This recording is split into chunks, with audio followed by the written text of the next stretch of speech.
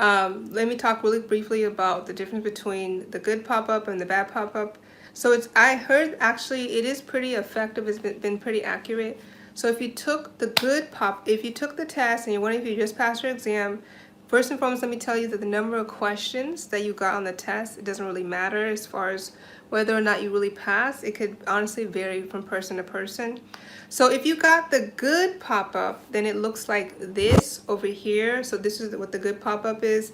And the words that you're looking for is that it would say another registration cannot be made at this time. Okay? So that means that's the good pop-up.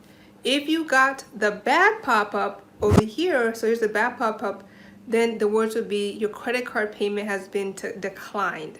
So that's what it means. Now, there are some times though where it may not be 100% accurate between the good and the bad pop-up. So it still doesn't hurt to wait officially.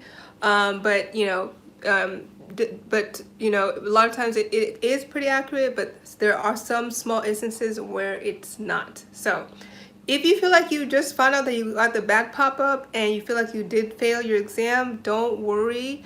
There's some resources I have for you. If you click below this video, I do have a free guide that you can download. It's actually called Top 10 NCLEX Mistakes to Avoid so you don't fail your NCLEX exam. So if you want to read that, just click below. It's downloadable. It's a PDF, so you download it right away and have access to it immediately. All right. And if you feel like you just need to clear your head, I know it can be stressful taking NCLEX.